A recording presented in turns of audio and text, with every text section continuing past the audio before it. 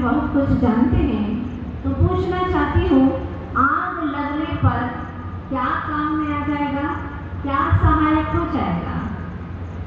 आग लगने पर दमकल सहायक हो जाती है।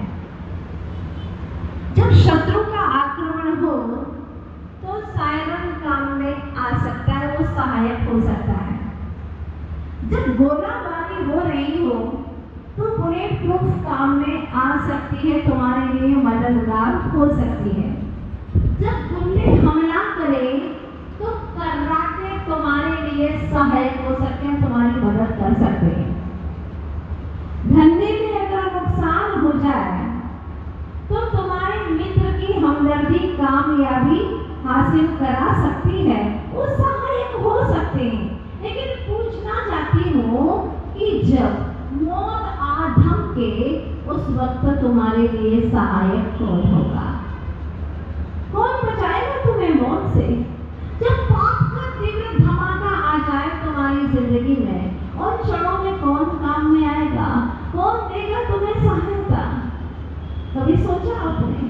सारे मित्र भी किनारा कर देते हैं, धन दौलत कुछ काम नहीं आती, मरते न बचावे कोई, मणि मंत्र तंत्र बहु होई, मरते न बचावे कोई। सभी लोग यही जवाब देंगे ना कि कोई बचाने वाला नहीं है। लेकिन आज हम इस मंच से कहेंगे कि 3 लोक में तुम्हें मौत से भी बचाने वाला कोई है। वो है तो जिन शासन है, वीर का शासन, वीर शासन, जिसके बारे में कल हमने मिल बैठ करके चर्चा की थी। आखिर प्रश्न तो खड़ा होता है कि इसको वीर शासन क्यों कहते हैं? शासन कहने की क्या जरूरत है? जैसे मध्य प्रदेश, राजस्थान, उसमें किसका शासन चल रहा है, उत्तर प्रदेश में किसका चल रहा है, गुजरात में किसका चल रहा है, ये आपको सब कुछ पता है। यहाँ तक कि भारत में किसका चल रहा है, अन्य देशों में किसका चल रहा है। पर ये सारे तो मात्र भरत क्षेत्र की ही बात है। किसकी? मात्र भरत क्षेत्र की ही बात है। और भरत क्षेत्र में भी मात्र आर्य खंड की ही बात है। शेष 5 खंड की तो बात ही नहीं है। पूरे जम्मूद्वीप तो बहुत दूर है, बहुत बड़ा है। मात्र हमारे इस देश के अंदर किसका शासन चल रहा है? और इस आर्य खंड के अंदर जापान में, अमेरिका में, लंदन में, कहाँ पर किसका शासन चल रहा है पता नहीं। क्योंकि अगर आपकी बुद्धि बाहर में दौड़ती हो तो आप ये भी बता देंगे। लेकिन अगर मैं आपसे पूछूं कि 3 लोक में किसका शासन चल रहा है, तो आप क्या बताएंगे?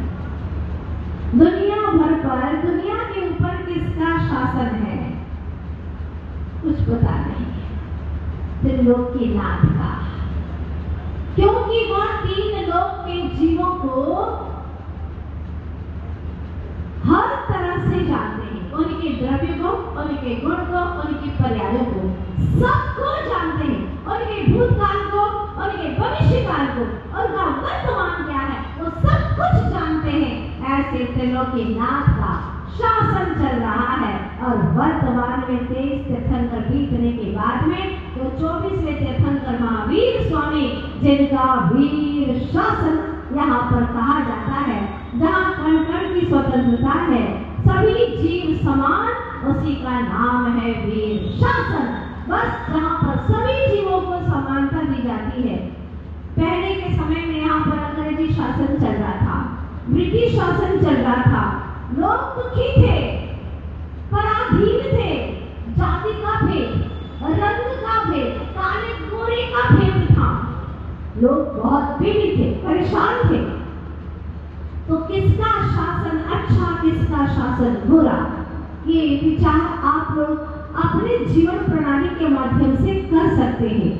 लेकिन जहाँ पर सब सुखी हो, सब आनंदमय हो, जहाँ का कण कण स्वतंत्र हो, ऐसा कहने वाला जो शासक हो, उसी का नाम है वीर शासन। तो कल भगवान महावीर स्वामी ने अपनी दिव्य ध्वनि में कहा, हे जीवों, हे चेतनात्माओं, आप सभी स्वतंत्र हो, स्वाधीन हो। किसी को कुछ भी मारो, गाली दो और कह दो मैं तो स्वतंत्र हूँ। ये स्वतंत्रता नहीं है, स्वच्छंदता है। यहाँ का प्रत्येक जीव स्वतंत्र है। एक व्यक्ति गाड़ी के आगे सो गया। ड्राइवर ने कहा कि भाई उठ जा, मुझे आगे जाना है। उसने कहा मैं स्वतंत्र हूँ, मेरा देश स्वतंत्र और मैं भी स्वतंत्र हूँ। भगवान महावीर स्वामी ने कहा सब जीव स्वतंत्र है। तो ड्राइवर ने कहा जब तू सोने के लिए स्वतंत्र है तो मैं भी तेरे ऊपर गाड़ी चलाने के लिए स्वतंत्र हूँ। स्वतंत्रता और स्वच्छंदता में कितना अंतर है। ये स्वच्छंदता है जहाँ कषायों का पोषण होता है, वो स्वच्छंदता है। और जहाँ पर आत्म स्वभाव की निकटता आती है उसका नाम स्वतंत्रता है। तो हमारे वीर प्रभु जो तीन लोक के शासक है, उन्होंने कहा प्रत्येक कण कण स्वतंत्र है, सभी जीव यहाँ पर समान है, कोई किसी के ऊपर अधिकार नहीं चला सकता। बस आनंद से जियो, अपने अनंत गुणों को प्रकट करो, अपने ज्ञान दर्शन उपयोग में जो आत्म तत्व का लक्षण है, उपयोग लक्षणम, उसी को साधो, उपयोग का सदुपयोग करो। तुम्हारा स्वतंत्रता का यह जीवन तुम्हें सिद्धालय तक ले जाएगा, वहां जाकर के तुम्हें विराजमान कर देगा। इस तरह से भगवान महावीर स्वामी ने बताया। लेकिन आज तक हम स्वतंत्र नहीं हो पाए, 8 कर्मों से बंधे हुए हैं।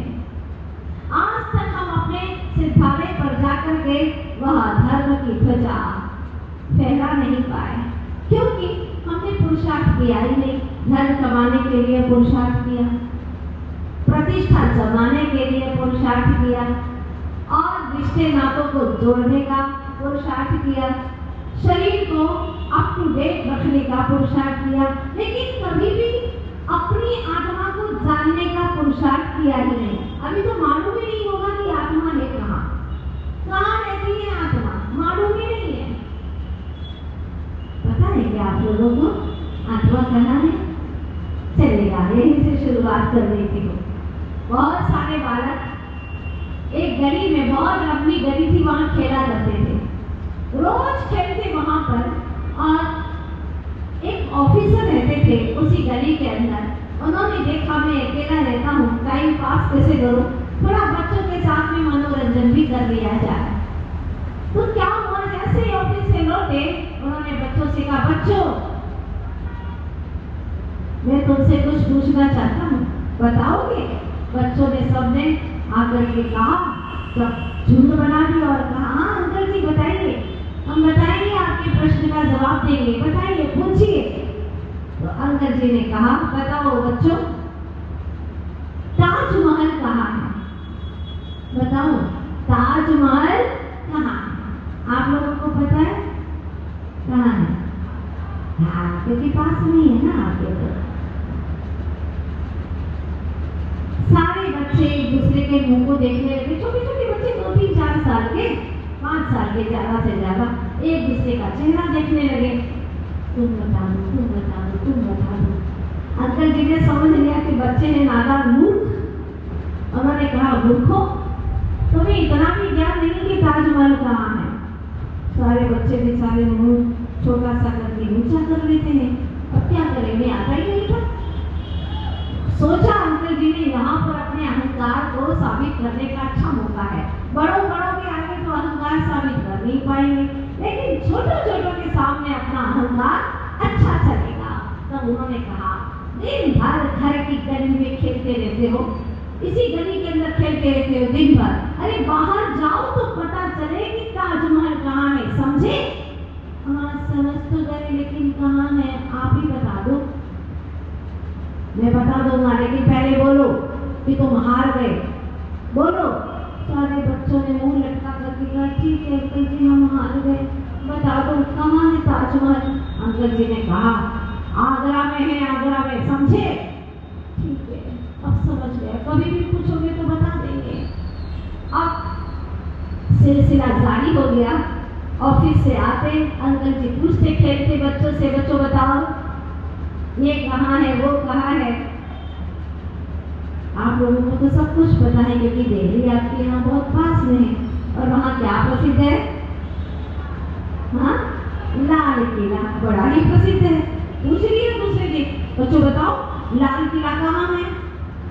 लाल और किला दोनों, मेरे को तो कुछ पता ही नहीं है, कुछ देखा ही नहीं है, जानते ही नहीं है।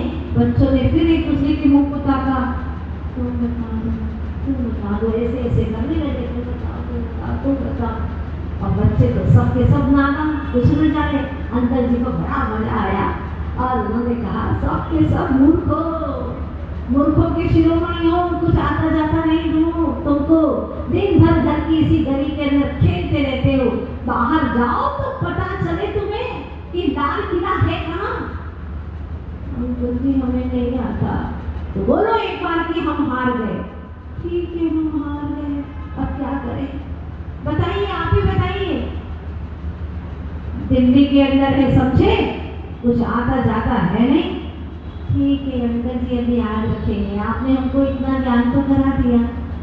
ताजमहल कहाँ है, लाल किला कहाँ है, इस तरह से रोज रोज सिलसिला चलता रहता है। ये कहाँ है, वो कहाँ है, नदी कहाँ है, पर्वत कहाँ है, रोज बरोज प्रश्न पूछते और अंकल जी को बड़ा मजा आता। अपने मान कषाय का पोषण होता। मान कषाय का पोषण हमेशा छोटों के सामने ही होता है। अगर अपने से बड़े आ जाए तो वहां मान कषाय का पोषण नहीं कर पाओगे, तुम्हें विनम्र रहना पड़ेगा। इसीलिए व्यक्ति चाहता है मैं हमेशा अपने सामने छोटों को रखूं और अपने मान कषाय का पोषण करूं। अज्ञानी हमेशा यही चाहता है और अंकल जी ने भी यही किया। रोज आते ऑफिस से और अपने मान कषाय का पोषण करते। अब कितने दिन बीत गए, बच्चों ने सोचा एक दिन मिल करके कल फिर अंकल जी आएंगे, फिर हमें प्रश्न पूछेंगे, फिर कहेंगे तुम मूर्ख हो, नादान हो, ना समझो, कुछ आता जाता नहीं, घर की घड़ी में खेलते रहते हो, बाहर जाओ तो पता चले। सुनते सुनते कान पक गए, सिर दर्द करने लगा। अब क्या करें? एक बच्चे ने कहा, मेरी माँ बहुत ही शास्त्र पढ़ती है, बहुत ज्ञानी है मेरी माँ, अपन सब उनके पास में चलते और एक प्रश्न तैयार करते हैं। चल सब लोग चलते हैं और उसका जवाब भी अपन ले लेते हैं। सारे बच्चे गए और माँ से पूछा, माँ आप तो बड़ी ज्ञानी है, शास्त्र पढ़ती है, आज हमें एक प्रश्न बता दो। अंकल जी रोज हमें ऐसे प्रश्न करते हैं, कभी ये कभी वो, और हमको मूर्ख कहते हैं, ना समझ कहते हैं, माँ न जाने क्या क्या बोल जाते हैं और हमको कहते हैं दिन भर इसी घर की गली गली में खेलते रहते हो, बाहर जाओ तो पता चले। तो माँ ने पूरा अच्छे से प्रश्न समझा दिया, बच्चों को रटा दिया। और आपको मालूम है, अगर बच्चों को एक बार रटा दो तो फिर उनको याद रह जाता है। बच्चों को रटा दिया, तुम कौन हो? आत्मा, आत्मा, आत्मा, तुम्हारे अंदर क्या है? ज्ञान, ज्ञान, ज्ञान। बड़े लोग भूल जाएंगे प्रवचन सुन करके, लेकिन बच्चे नहीं भूलेंगे। ये बात अलग है कि उनको भाव भासना नहीं होती, बस वो शब्द से तो याद कर ही लेते और शब्द से उन्होंने अच्छे से याद कर लिया।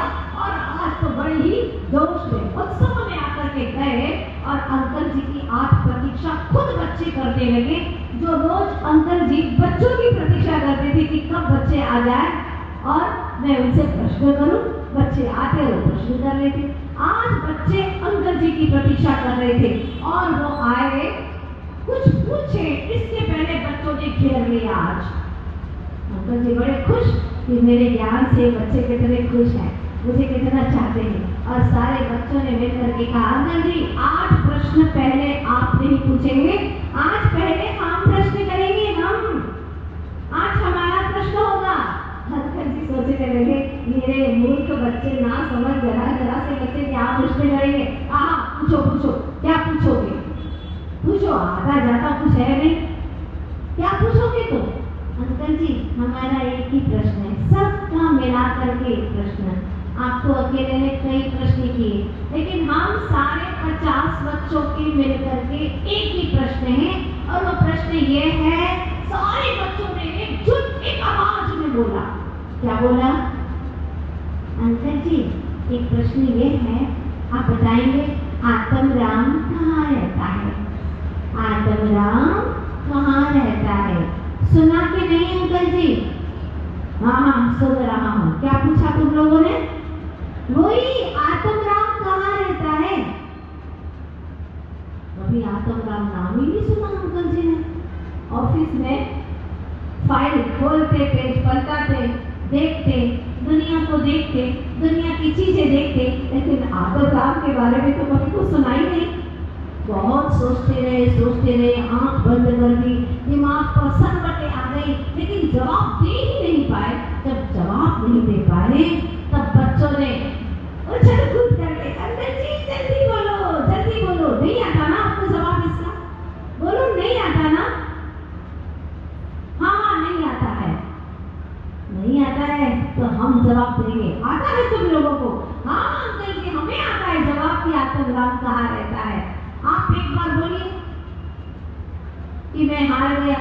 एक बार नहीं अंकल जी, 3 बार बोलोगे, क्योंकि आपने हमें तो रोज हराया है। आज आप हारे, 3 बार बोलेंगे मैं हार गया, मैं हार गया, मैं हार गया, मन से, वचन से और काया से। 3 बार बोलिए आप तो। हाँ ठीक है हार गया, चलो। एक बार नहीं अंकल जी, 3 बार बोलोगे। अब बच्चों को बड़ा मजा आया कि माँ ने भी जबरदस्त प्रश्न दिया है, और जब वो जवाब नहीं दे पाए तो सारे बच्चों ने एकजुट होकर के कहा, दिन भर बाहर घूमते रहते हो, जरा अंदर आओ तो पता चले कि आत्मराम है कहाँ।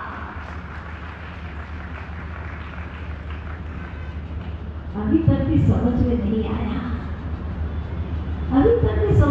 आया, फिर बच्चों ने कहा, अंकल जी आप खुद आत्मराम हैं, आप खुद अपने आप को नहीं पहचानते, दुनिया की पहचान करो। तो क्या होने वाला है? जिसने खुद की पहचान नहीं की उसने कुछ नहीं किया।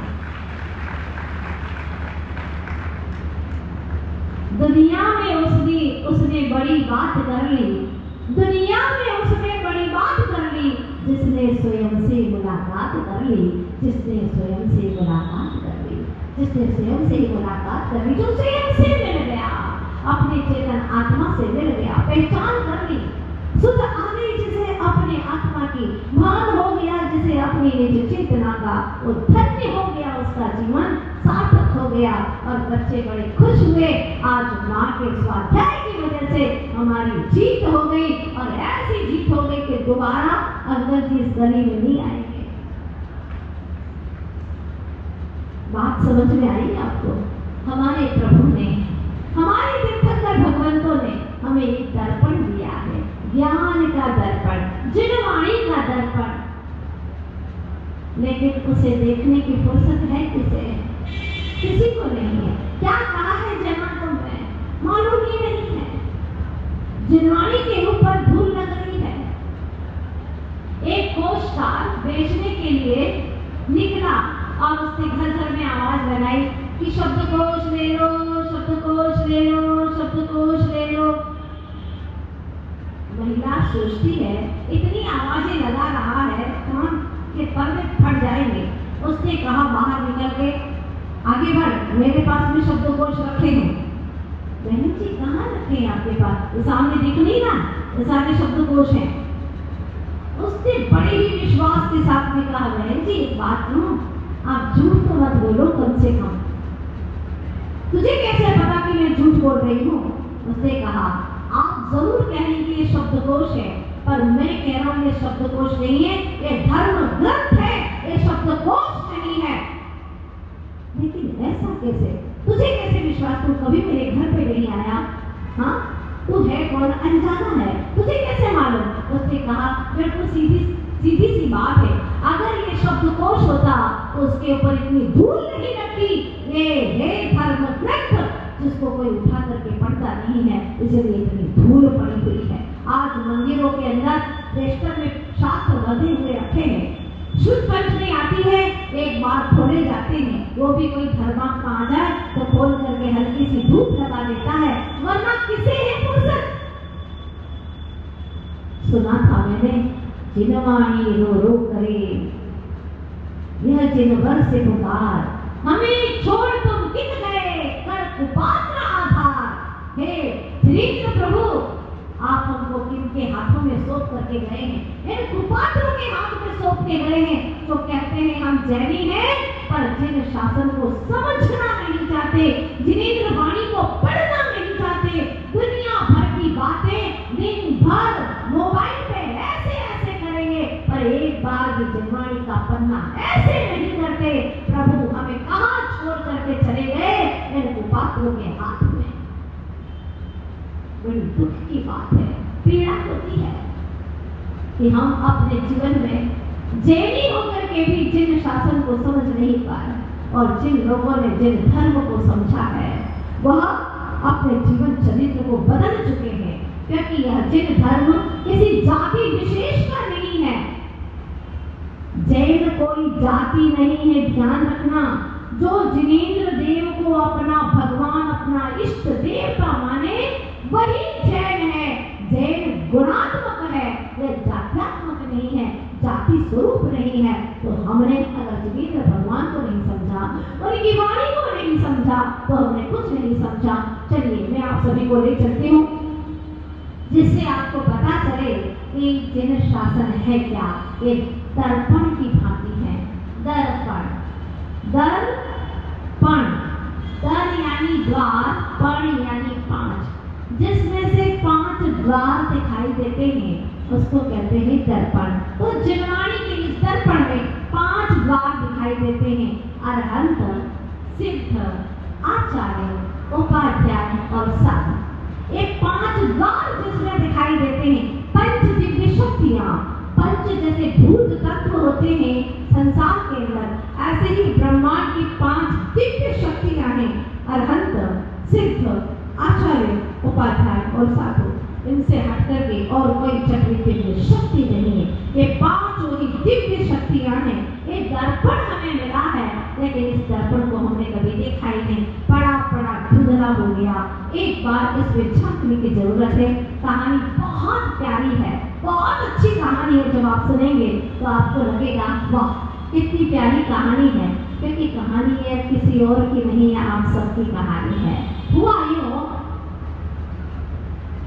जापान की बात है, कई वर्ष पूर्व, जब दर्पण का प्रादुर्भाव हुआ ही नहीं था। क्या हुआ, अचानक एक व्यक्ति रास्ते से गुजर रहा था कि उसको धूल में कुछ पैर पर लगा और दूर गिर गया। वो उठाया, उसने देखा एक चमकीला टुकड़ा, एक चमकीला टुकड़ा, बहुत प्यारा सा। उसने देखा हुआ, उस वक्त तक दर्पण का प्रादुर्भाव नहीं हुआ था। उसने जैसे ही वह टुकड़ा हाथ में लिया, देखा और जैसे चेहरा सामने आया, आंखों से देखा, ओ वाह, कितना शुभ दिन, मेरे जीवन का कितना बड़ा दिन। ये मेरे पिता की तस्वीर, मेरे पिताश्री झलक रहे इसके अंदर। बहुत खुश होता है और खुशी के मारे आंखों में आंसू निकलते। जिंदगी की पहली खुशी थी। विवाह के समय पर भी इतनी खुशी नहीं थी, क्योंकि वह विवाह तो तबाह का कारण हो सकता है, होता ही है। देखते हैं, आज भी अपन यही देखते हैं, होता है ना। शुरुआत में तो वाह वाह लगता है, इसके बाद में वो तबाह होता है, बहुत परेशान होता है। आप लोग नहीं हो रहे, बहुत अच्छी बात है, लेकिन सच तो ये है, चाहे कितना ही गॉड इंसान क्यों न हो, लेकिन वह कहीं न कहीं से बहुत ही परेशान तो हो ही जाता है। अकेले में जो आनंद है वो दो में आनंद नहीं है, संबंध में आनंद नहीं है। वो सोचता है विवाह के समय पर भी मुझे इतनी खुशी नहीं हुई थी जितनी पहली बार खुशी हुई है, क्योंकि उसके पिता गुजरे 20 साल हो गए हैं और उसने अपने पिता की तस्वीर देखी है। कहां से मिली होगी बताइए आप लोग। वास्तविकता ये है, बता देती हूँ आपको, नहीं तो नींद नहीं आएगी। वास्तविकता ये है कि उसका चेहरा उसके पिताजी से हूबहू मिलता था तो पिता का ही पुत्र ना, उसका चेहरा अपने पिता से हूबहू मिलता था। उसने जैसे वो कांच का दर्पण का टुकड़ा देखा, उसने क्या देखा, मेरे पिता की तस्वीर। क्योंकि वो अपना चेहरा तो जानता ही नहीं था। क्यों नहीं जानता था? क्योंकि दर्पण का प्रादुर्भाव ही नहीं हुआ था। कैसे जाने कि मैं कैसा हूँ? उसे ये जरूर मालूम था कि मेरे पिता कैसे हैं, अपनी नग्न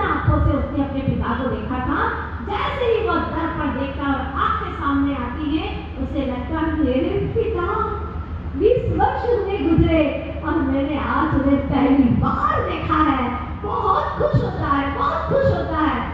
उसकी खुशी का ठिकाना नहीं। घर जाता है, आज तो उसके कदमों में भी कुछ अलग ही आहट है, अलग ही गति है। और घर जाता है, इतना खुश होता है, इतना खुश होता है। और अलग से जा करके उसने अपनी अटैची में कपड़ों की तह के अंदर उस तस्वीर को रख दिया।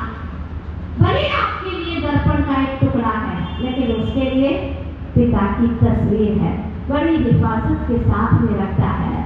आप सबसे मेरी गुजारिश है, आपको भी एक दर्पण मिला है, आप इसको हिफाजत के साथ में रखिएगा। और क्या करिएगा, कल की कहानी पूरी सुनिएगा, क्योंकि कहानी का राज तो कल की कहानी में छिपा हुआ है। बड़ी रहस्यपूर्ण कहानी है। यहाँ समय पर आइएगा और इस कहानी को पूरी सुनिएगा।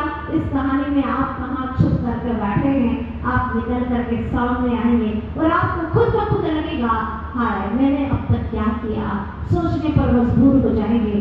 फिर आपसे कहती हूँ, जिंदगी यूं ही पूर्ण होती चली गई है।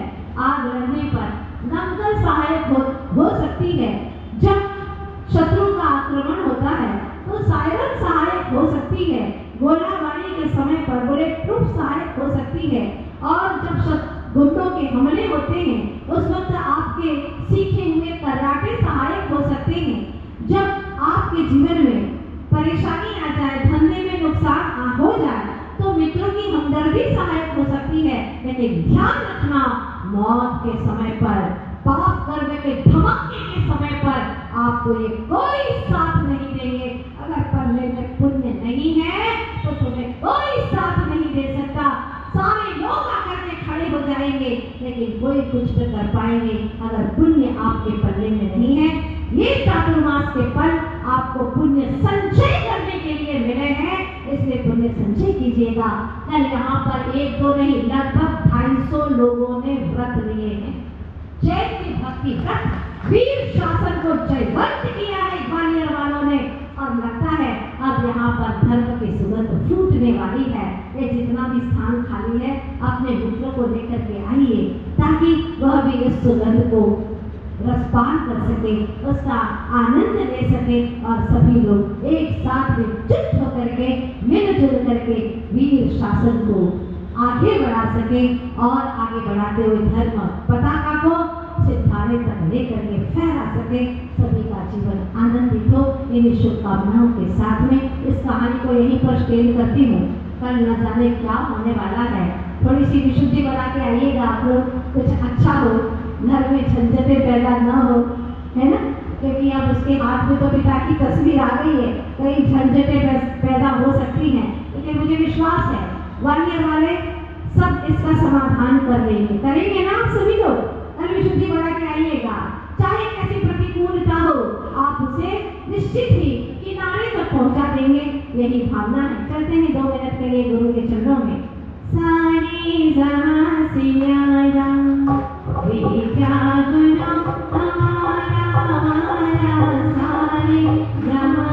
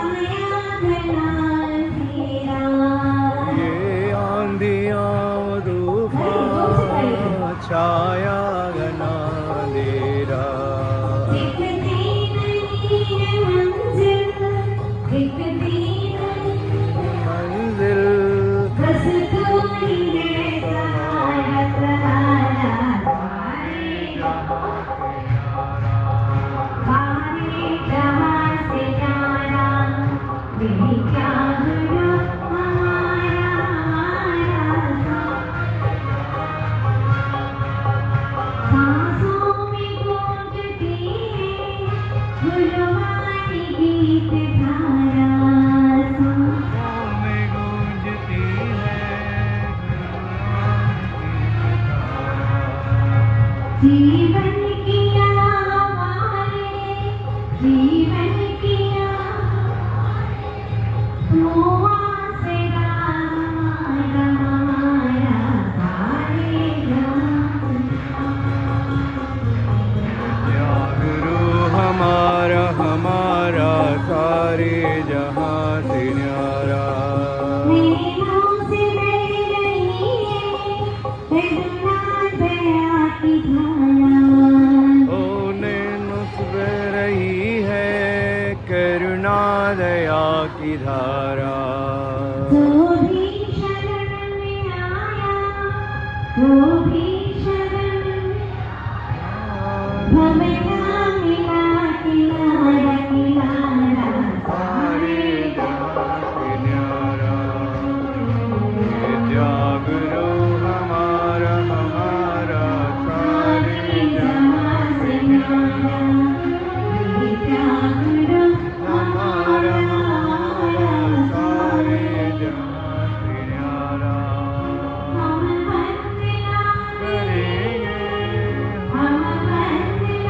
करेंगे